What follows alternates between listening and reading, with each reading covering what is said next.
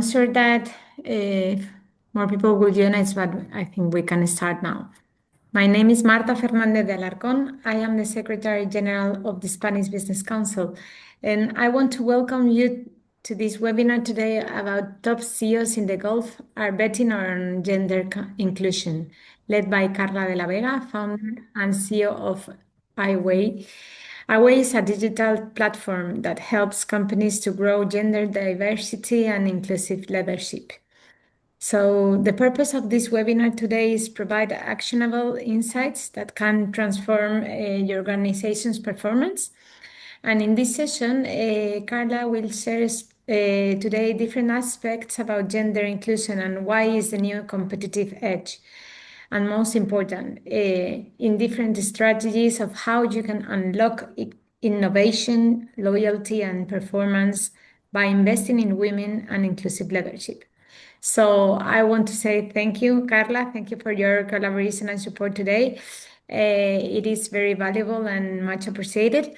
I don't want to waste time to your speech, so let's start. And at the end of the webinar, we will explore our Q&A period, but for now, you can start. Thank you so much. Thank you very much, Marta, for this opportunity. It's really a great opportunity to be here with all the people from the Spanish Business Council.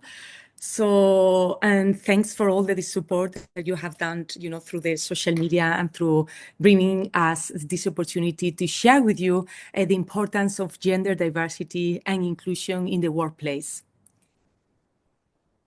Let me start with it. So 30% of women in leadership position, it means that 6% more profits in your companies. This is not Carla de la Vega who says it's Ernst and Young's. Because gender diversity is not just about doing the right thing, and it's not just a nice thing to have, or even it's not just ticking a box.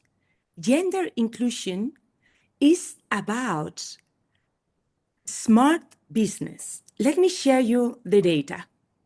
You can see here, companies, as I said, with 30% more of women in leadership position, they see 6% increase in the profits.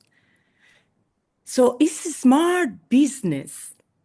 And it's why the smartest CEOs in the Gulf and as well in the governments here, they are pushing towards gender diversity and inclusion, and they are doing it very fast. The point, there is still some companies that they don't believe in gender diversity and inclusion, and they don't see the profitability of it. But the point is like, if the data they're clear and the government is already pushing for it, why is still the progress is still a little bit slow in some industries?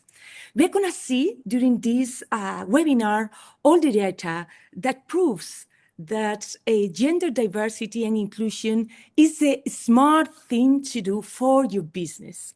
But let me first tell you how did I came up here to iWEI.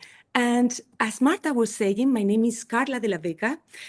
I'm a former CNN correspondent and as well a writer.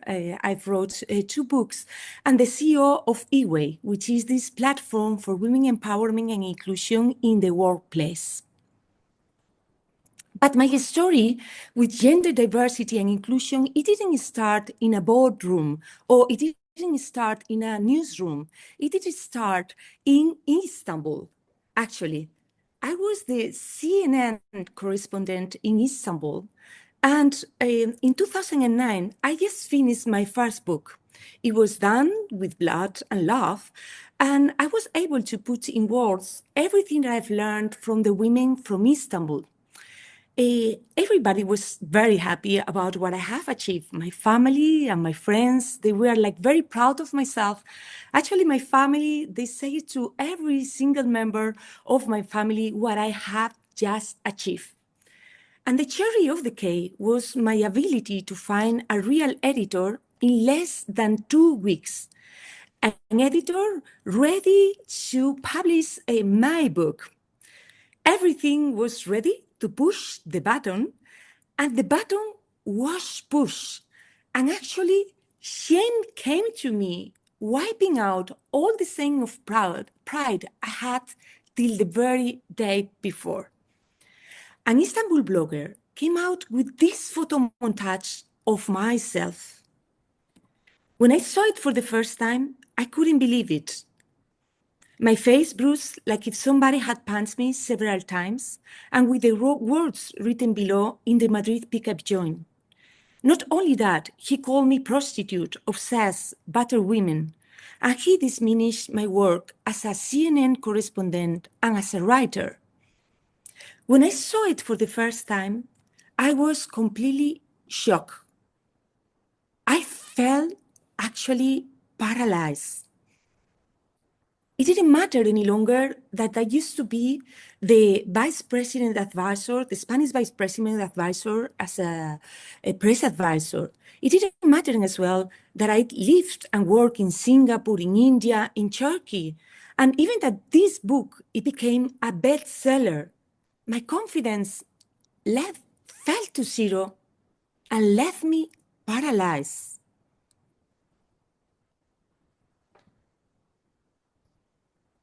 But then I had this big realization, women supporting women and being here, like all I thought that I was completely empowered, but I had this realization that I knew I was not empowered. Even if I had had all these business cards, I've worked with the vice president of the Spanish government, I worked with the CNN, I worked with the El Mundo newspaper as a correspondent, I was not empowered. So then is when I decide to transform that pain into purpose. And I created and co-founded a media for the personal and professional growth of women in the workplace. It was called BIPAO, and we reached over 20 million globally. I was doing this was for the personal and professional growth of women. Obviously, I was doing this for women, but as well for myself. And obviously, I got my confidence back, and I published my second book, Shakti, a novel that gave me back all my power, all my inner feminine power.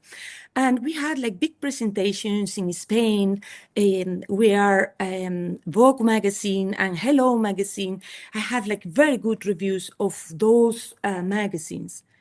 But then I had a big realization. Women, helping women, it's very powerful, but it's not enough.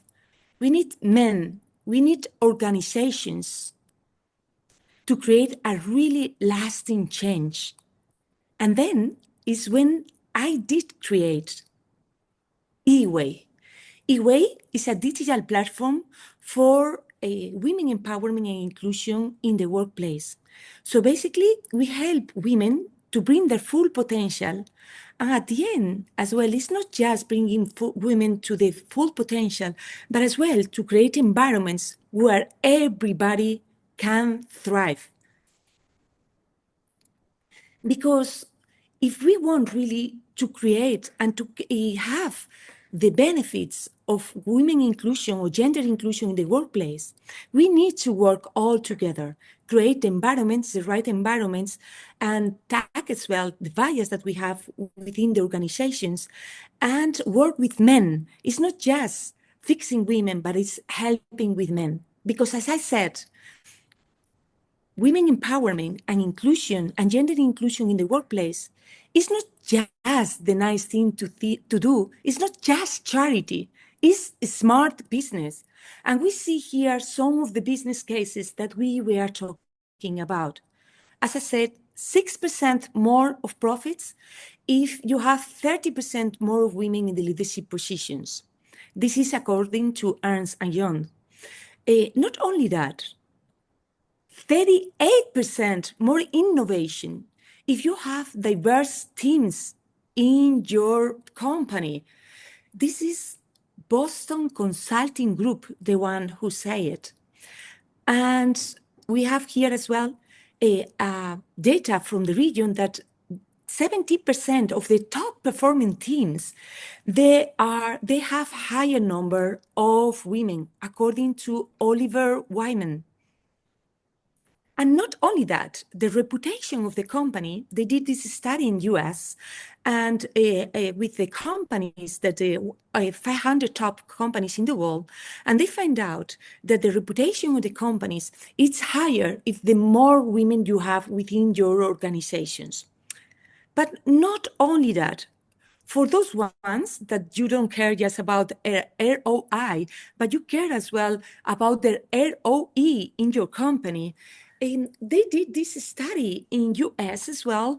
It was done by Morgan Stanley, where they find out, they did this study with for 5 years for different companies, and they realized that companies that they have more than 3 women in their board, they have a 10% percentage points in return of equity. So 10% points in this return of equity. And not only that, is 37% more increase in the earnings per share. So as you can see, having more women in your organization and bringing them to the leadership position, it's impacting directly to your bottom line. And let's talk not just about your company and your bottom line and the profits and the innovation, but as well the financial opportunity that we have right now globally and as well in the GCC market. So right now, 32 trillion are the women global spending right now. So, and within the next 5 years, women, they will control the 75% of the global spending. So this is no data that is iWEI is the one who say it, but it's UBS Bank.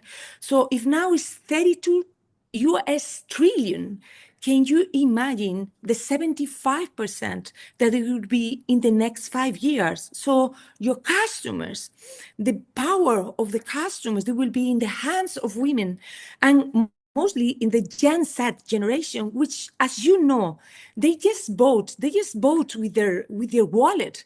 Actually, the Gen generation, they do invest or they put money in companies that they have their values, and as well they are very strong in inclusion and in gender inclusion. So in one hand, we have this global opportunity as women as spenders, but we have a biggest opportunity that is coming out right now, which is right now we are seeing this big global wealth transfer that is going to be 100 trillion US trillion is going to be transferred to the next generation for the millennials and Gen Z. And a big portion of that is going to go to the women's hands. Actually, the other day I was talking with the leaders, with the banking leaders here in the region, talking about this, because the main thing is that women, they are not going to be just consumers, but they are going to be investors, and they are going to be as well decision makers, because right now they have the 1/3 of the global wealth. But in the next 5 years, they're going to have the 50% of the global wealth. And this is not something that is just happening all over the world, but it's something that is happening as well in the region. If you have seen and you are aware of what's happening in the region, many women there as well getting this big transfer of wealth here and in Saudi as well, in the GCC region. And not only that, many women as well, they're opening their business and they are gaining financial literacy. So is, in one hand, we had all these opportunities that we have within your company, which is innovation, it's more profits, it's more revenues, it's more productivity. But on the other hand, we have this big opportunity, this big financial opportunity that is more women spending more money and having the power of control of the global spending and being more investors. So this is a big opportunity that you don't want to miss as a company. But the problems that we are seeing, and the way we are seeing in the region, is like, yes, you want to take this a portion of this cake, or this bigger cake, of this opportunity of more women as customers and as investors, but you want to get as well the profits of having more gender inclusion. But on the other hand, many companies, they are losing women as leaders of their companies, or either they are not promoting them, or they are not giving them the opportunities to grow within the company. So here in the region, we have seen so many companies where they still have gender bias and stereotypes. And according to a report done by Bain and Company here in the region, 75% of women report gender bias and stereotypes as something that is really holding them back in their career. Not only that, due to this gender bias and the lack of sponsorships and as well the lack of role models, 75% of women, they lack confidence or they have imposter syndrome, according to KPMG. And this is not just the women that they are lacking their confidence. It's a problem of women. It's a problem of the systems that haven't been built for women to thrive. So it's when we need to get men involved to change this bias and change these stereotypes. Another big thing that women are facing is that 46% of them, they report that they have lack of sponsorship in the industries. So you want your women within your organization to have sponsors. And it's not just women who need sponsors. Everybody needs sponsors, right, to grow in their career. So still the number of women within the corporations and the C-suite roles, they are very low. Here we have a global percentage of women in the banks, but it's 18%. But in many industries, and more in male-dominated industries, is why I put this data, they are still very low. So if you want to grab this opportunity, you need to have more people, more women in leadership positions. And the problem is like when women, they don't see the opportunities, actually, they end up leaving. They end up leaving from the corporations. And this is, again, another cost for your company, because the Employee Benefits News, they did this report that it says that the cost of employers is going to be 33% of the worker's annual salary to hire another person that replace that worker if they leave. So 33% of the worker's annual salary. So it's another cost, another big cost for your company. So you don't want to lose talent. And basically, it's not a risk that any smart CEO in this region, in any region, they want to take. But here, there are many already companies and many CEOs that they are leading the way. We have companies that they know the importance on gender diversity and inclusion. And among them, I'm gonna share with you a few of them. So for example, Childhood Group, which is the region's giant, as you know, luxury retail giant. And they manage brands like, for example, Fendi or Lacoste or Ferragamo. These are big brands. And you know, what do they have? They have 41% of the leadership positions, they are women in Shellwood Group, 41%. They have leadership courses. They have many reports that basically track all the time what is the percentage of women in the leadership position, what are the ones that they go in the way to leadership positions, and as well they have already get the gender pay gap right now is equal completely. So it's not just Shellwood Group in the region and here in UAE, but as well in Saudi Arabia. In Saudi Arabia, we have Olayan Group, which is another of the big pioneers in the region. And they have been hiring women, till from 2001 in Saudi, hiring women since then. But since 2013, they have created as well a head of diversity, a role in the company.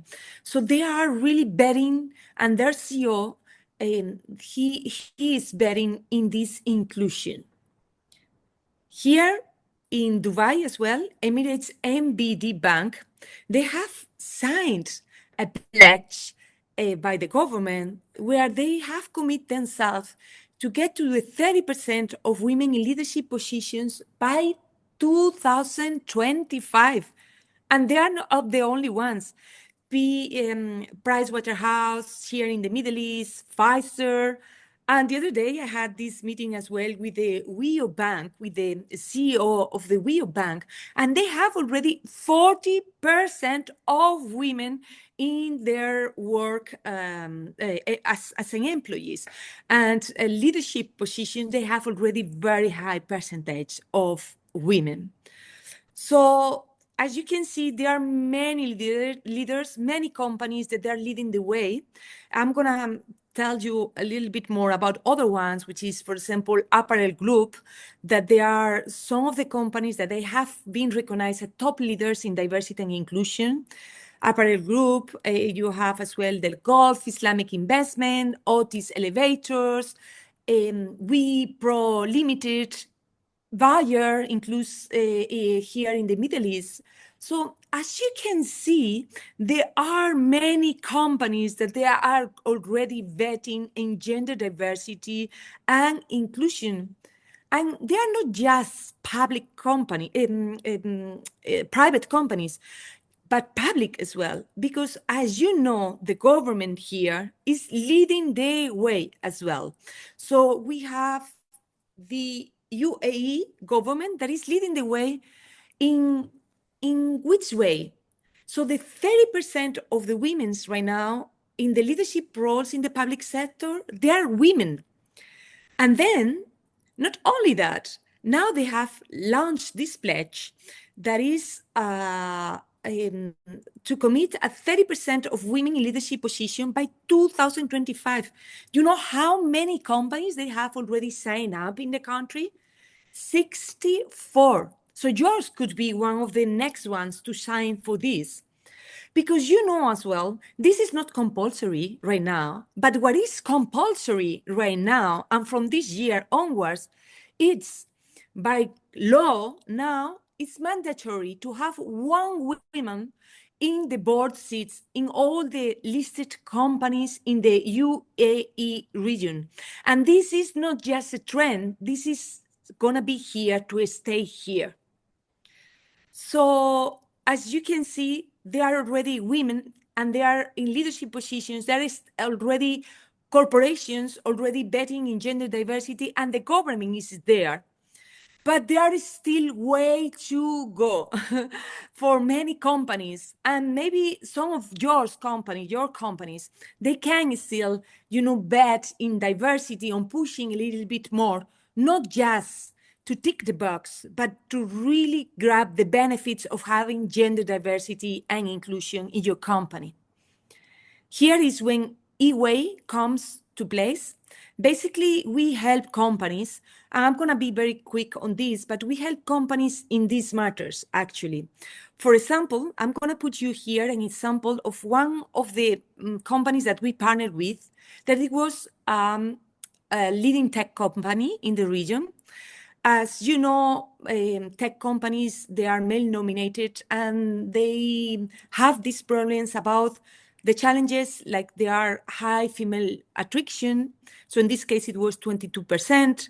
They have it low engagement of women because they don't see how to grow to the top of the companies.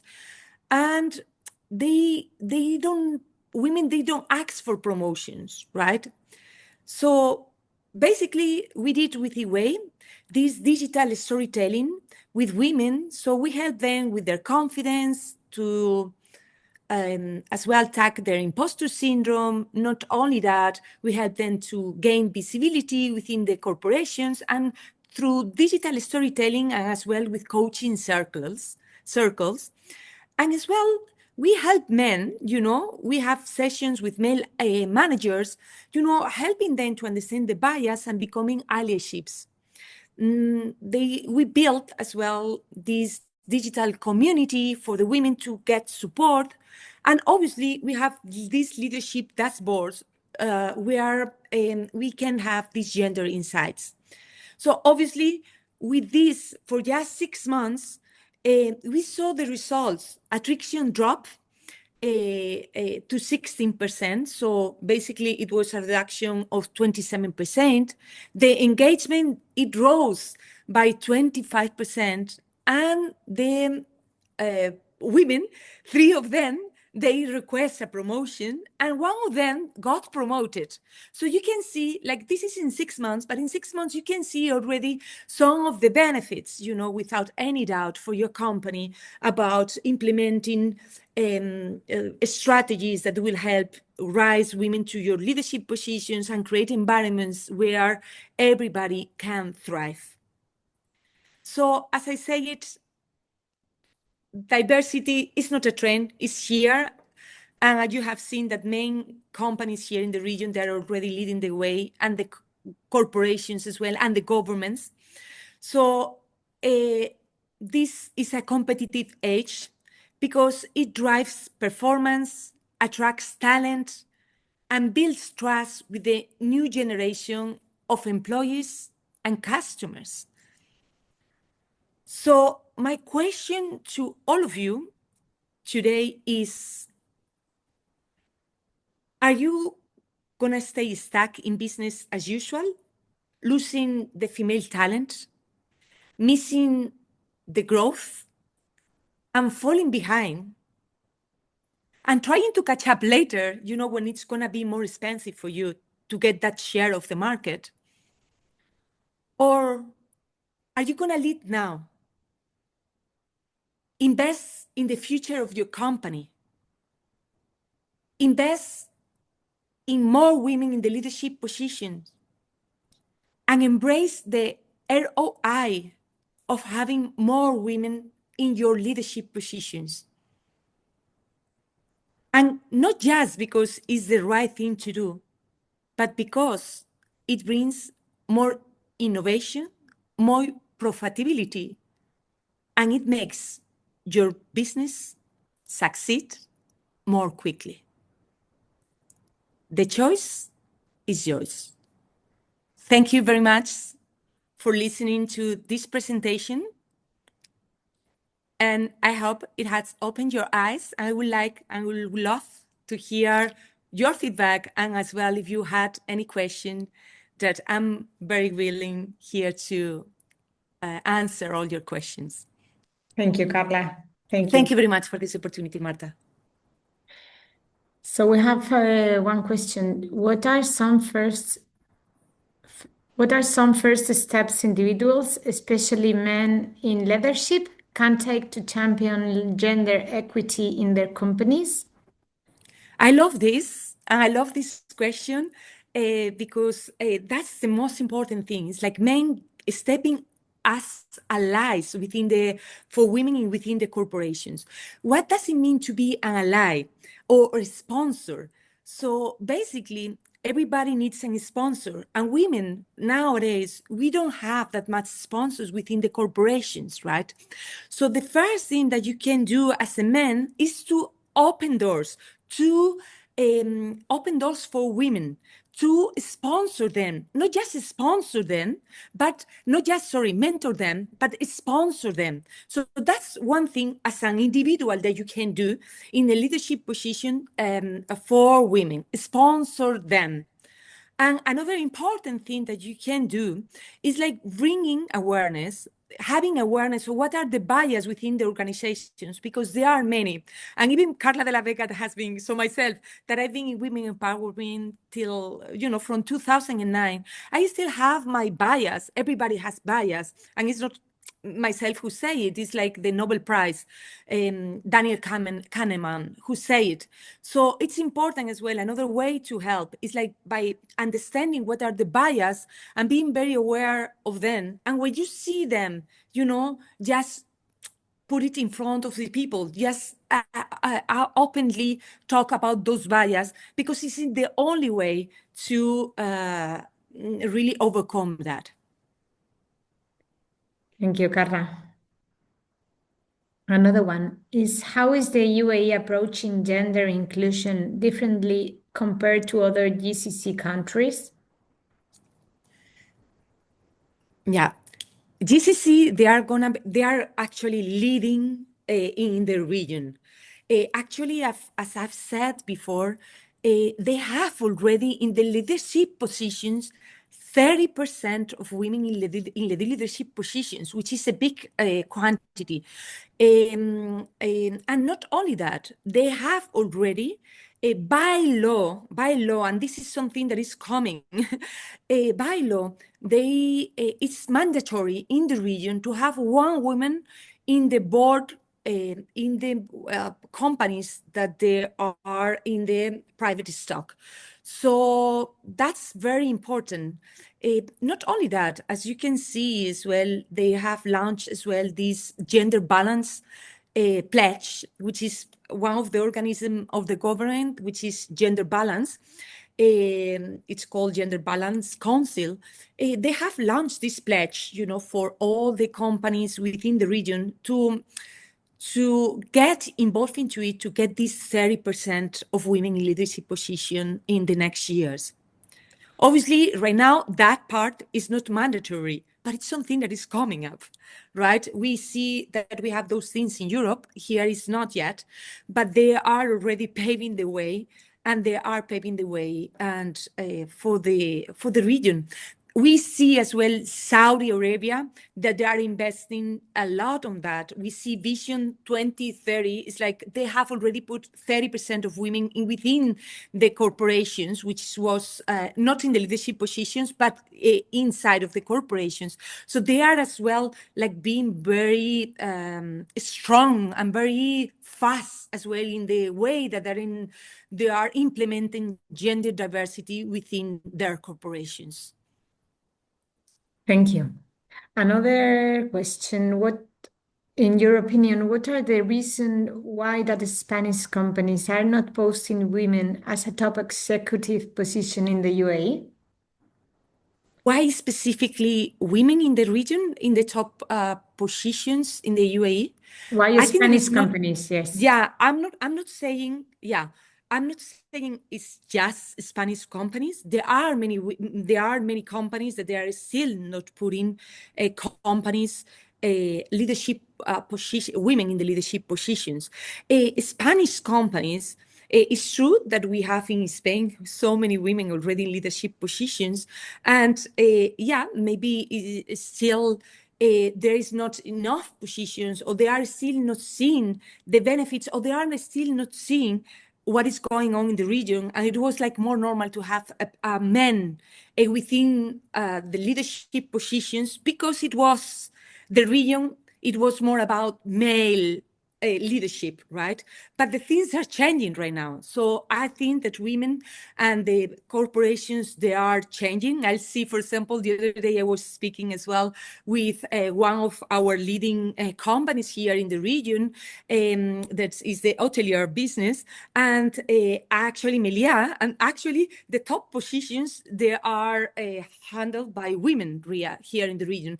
So we have companies, Spanish companies, that they are leading as well the way, and we have companies, Spanish companies that they have top women in leadership positions. But yes, of course, we need to see more, and we see more implementation as we have seen as well in our country. And with the changes that are happening in the region, I think that that's gonna really boost the change. Thank you. The next one is, do you think that in the corporate structure and in the operations of strategies, it is important to include men, or should men only be included to sponsor inclusion and equity? And above all, do you think that there may be requests for skills required for men to be able to sponsor this theme or do something specific? Yeah, I don't know if I got completely. Can you just repeat it just to understand if I got it right? Right. So basically, if for men to sponsor women, is that the question? For men to sponsor women, if they need any kind of a training or any kind of knowledge, I think that the first question is, do you think that in the corporate structure and in the operations of strategies, it is important to include men, or should men only be included to sponsor inclusion and equity?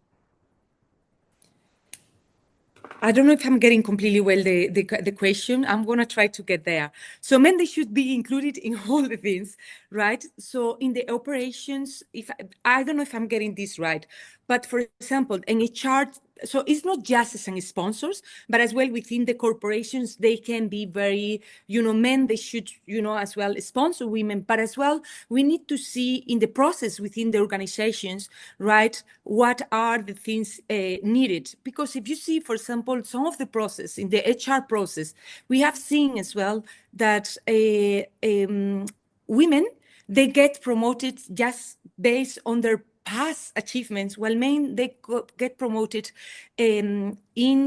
because they are potential, right? So this in the process that they are of hiring and promoting women and promoting men within the organization, those things, they should be under the look of men and women, right? So we should see as well in the promotions and in the hiring process, those ones, they are very important to look at them without any doubt. And in those ones, men, they are vital, right? And women as well, but men are vital. And then in the third things that we were talking, the sponsor, yes, of course, like to sponsor people, we always need, but not just men that sponsor women, but men as well to sponsor men. We need, for the mentorship, we need ways of sponsor, right? Of mentor, right? But for a sponsor is just to know the people, to understand what are the qualities that that person has. And when that person is not in the room, sponsor them. It means to open doors for them, to give reference about that women. When we are in the leadership positions, like trying to promote another person, talk about that women, put them in the forefront of your company. Let lead some of your projects. Then let them be more visible within your company. I hope that I have answered that question. I think so. I think so. Thank you. Another one. It is and above all, do you think that there may be requests for skills required for men to be able to sponsor this theme or do something specific? Yeah, what I said a little bit is like, for men, they need to go for men and for women, this is for both of us, to understand what are the bias that we have within the corporations. That's very important. We don't know all the bias that we have within the corporations. As I just said some of them, the ones that we have in promotion and the ones that we have, for example, in hiring. But those bias, they are sticking in our mindset.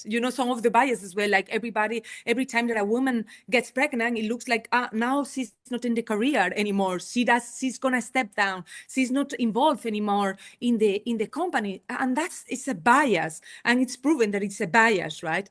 So there are many bias within the corporations that they need to be spot and seen. And one of the main things as well is because we have this thing of promotion of women, and we don't want to, I understand that you want to do it everything just because to hire and promote people because basically you want to do it as a meritocracy, right? And I know that that's what we all aim for, and that will be the best way. But we men and women, we need to understand, and for men as well to understand that meritocracy, it doesn't work. I've done these studies with INSEAD, and every company that they say that this meritocracy, they are the ones that they are more biased. And actually, because one of the bias is like you hire people that they are similar to you, and people that you have in your sphere.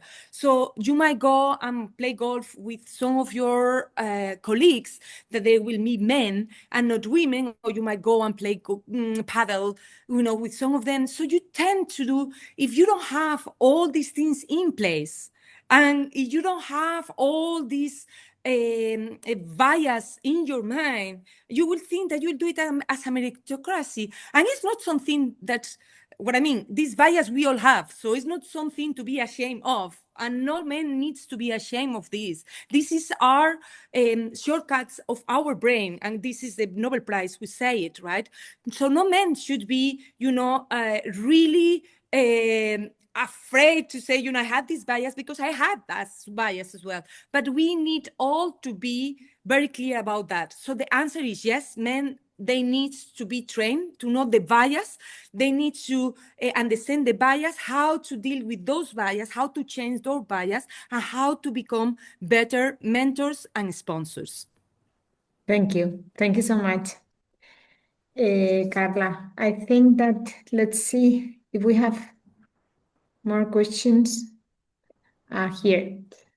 Has Trump administration intention to annihilate their policies made its way to companies here? Have you noticed any changes in companies operating here?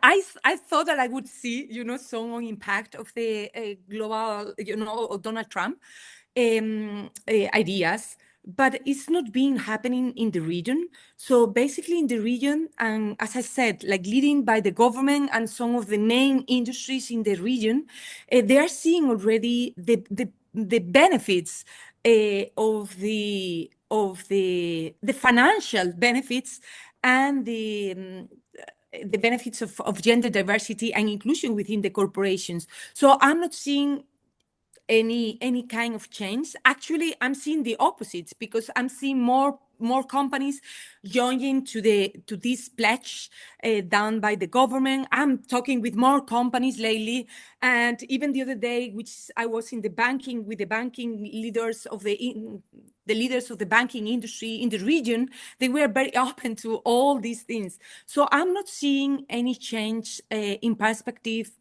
with after Trump's decision to step back in US. Thank you. The next question, I want to know exactly how does you help companies turn this matter into real, measurable change? Yeah, I gave a bit of example of how we do it. So basically, in general, companies, they do usually have these three main problems. So it's like how to fast track women to leadership position, how to retain them, and how to equip them, with the skills that they need, and how to engage them. So these KPIs they are the most important ones. So how do we work on that? So how do we engage with them? So how do we bring them to the leadership positions and engage them to stay within the corporation? So the first thing is like through these programs that we have within our platform, which is a digital platform, so that they help women directly with their confidence, with their imposter syndrome, to be more visible within their organizations, to have to understand better the emotional intelligence. So we equip women with the skills that will bring them to the leadership positions, as well communications skills. Okay, that's the way that we help women. So by doing that, we already engage more the women within their organizations, and we reduce the friction. Why? Because women, if they are seeing that the company is investing in them, that the company, they want drive them to the leadership position, they are already, okay, now I'm in a good company that it's betting on me. So that's one of the main things. As well, we create a community, online community within the corporation, which helps women as well to create this support system that they need in order to grow within the company. But as I said, we just not do it with women, because it's not this a matter of fixing women to get to the leadership position, but it's as well to creating the right environments where the women, they want to thrive. So how do we create that? How do you reduce the friction? So it means you are going to create an environment where women can thrive, and we do it by involving men, and with these journeys as well for men, understanding the bias, understanding the how they can support and mentor those women, and we partner them, in order to thrive together within the organizations. So these are the three main things that we do, and we have as well a dashboard for the leadership positions to track how is this going. But in general, what we do is like bringing more women to the leadership positions, being more durable to, because women sometimes they don't apply for a position because they don't feel confident, so they don't see the environment that it's going to be a possibility for them to grow. So we make them more visible. We make them more durable to apply for these leadership positions, and we create the space as well within the organizations, right? Working with HRs, working with men, and working with the women. Thank you, Carla.